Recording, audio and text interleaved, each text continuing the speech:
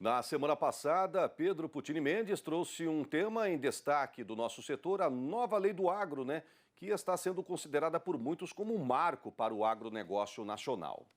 E hoje ele reforça o alerta. Produtor, atenção ao tomar crédito daqui para frente, principalmente com a forma pela qual serão mostrados os bens dados em garantia.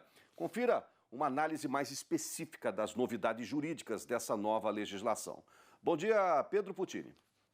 Saudações, Giro do Boi, estamos de volta. O assunto é a Lei do Agro, é a segunda de 3 edições que nos comprometemos a trazer as atualizações sobre essa novidade, E para quem não conseguiu acompanhar as outras edições, assim como os quadros anteriores do Direito Agrário, site Giro do Boi, YouTube, Canal Rural Direito Agrário. Então, nessa edição de hoje, duas novas ferramentas trazidas pela Lei do Agro, antes chamada de MP do Agro, O Fundo Aval Fraterno, agora chamado de Fundo Garantidor Solidário, e o Patrimônio Rural em Afetação. Vamos lá. Então, Fundo Garantidor Solidário.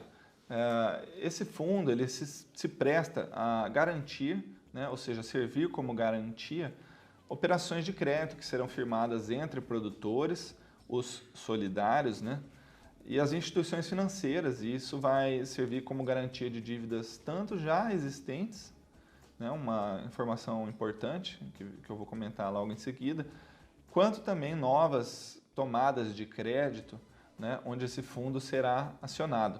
Esse fundo ele vai ser composto por uma quantidade mínima de produtores, por percentuais definidos e demais regras que vale dar uma olhadinha no que está escrito na lei para não tomar muito tempo aqui do nosso quadro, divididos em percentuais entre os produtores rurais, a instituição financeira e terceiros interessados, se houverem, e essas cotas, esses percentuais serão transformados em cotas que vão ser integralizadas para a constituição desse fundo. E assim como, muito parecido como uma associação, também deve ser feito um estatuto, um regulamento próprio para a utilização, para a administração, para a determinação das regras deste Fundo Garantidor Solidário. E, bom, uma informação também complementar é que, enquanto não forem quitadas as dívidas feitas como garantia neste Fundo Garantidor Solidário, os recursos desse fundo não vão responder por absolutamente nenhuma outra dívida que for contraída por esses integrantes do fundo, Quando eu falei que comentaria um pouquinho sobre dívidas já existentes, é que percebe-se que será possível regularizar débitos por meio da captação de recursos e a formação deste Fundo Garantidor Solidário. Então, embora se trate de uma novidade muito importante, certamente vai demandar a regulamentação desse tema, porque abaixo das leis vêm decretos, portarias, regulamentos. Então, isso pode atrasar um pouquinho a formação desses fundos, mas são informações importantes que nós comentamos aqui. Uma outra novidade, portanto, saindo agora do Fundo Garantidor Solidário, é o Patrimônio Rural em Afetação.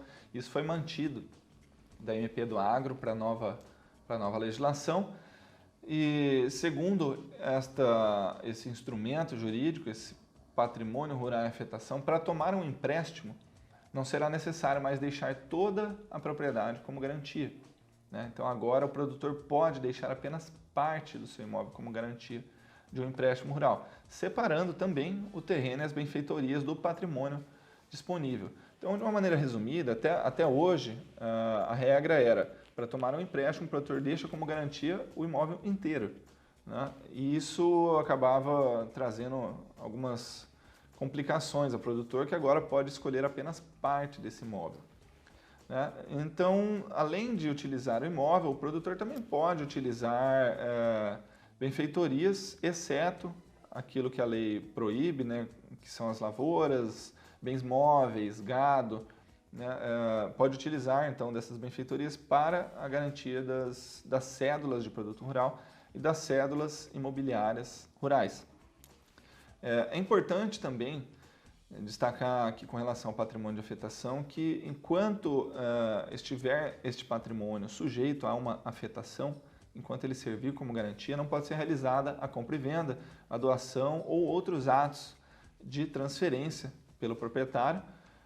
E esse patrimônio também é considerado como impenhorável e situações como falência, insolvência, recuperação judicial não vão atingir este patrimônio afetado. Isso acaba protegendo, então, os credores, né? Exceto as dívidas fiscais, trabalhistas e previdenciárias. Bom, então, embora seja uma boa novidade, ainda pode ser que seja um pouco burocrática, onerosa, e uma preocupação com um olhar um pouco mais jurídico sobre isso é a avaliação dessas frações de patrimônio, né? Porque não há um parâmetro. Então, isso pode ser um pouco problemático, porque, por um lado, se antes o patrimônio possuía um valor muito alto, muito superior ao valor do empréstimo contraído, agora, como é parte do patrimônio e quem vai avaliar são as instituições financeiras, a instituição pode avaliar essa parte do patrimônio de uma maneira muito inferior e que vai levar a fazer uma alienação de uma parcela maior, né? Então vai ser afetada uma parte maior do que realmente vale, acabar aumentando a área dada como garantia, né? E um final aqui, né? Mas também um detalhe final que chama a atenção na lei, com relação a um tema que nós já falamos e que eu já escrevi um artigo sobre, a gestão cadastral do produtor rural, a gestão jurídica cadastral, cuidado com os cadastros, né? Porque, segundo essa nova lei, para fazer o patrimônio rural de afetação, serão solicitados cadastros como o CENIR, CAR, CIGEF do INCRA, né? E alguns outros. Então, isso eram os recados para essa edição. Na próxima comentamos mais um pouquinho sobre a nova lei do agro. Até breve. Até breve, semana que vem, toda terça-feira, tá bom, pessoal? Se você quiser fazer alguma pergunta para os nossos embaixadores de conteúdo, Pedro Puccini, Direito Agrário, a Wagner Pires, Pastagens e Solos, o Antônio Schacker sobre gestão, o Zadra, Alexandre Zadra sobre raça, genética e seus cruzamentos, fique à vontade, envie um e-mail para a gente ou no nosso próprio WhatsApp, a gente dá um jeito deles responderem, tá bom?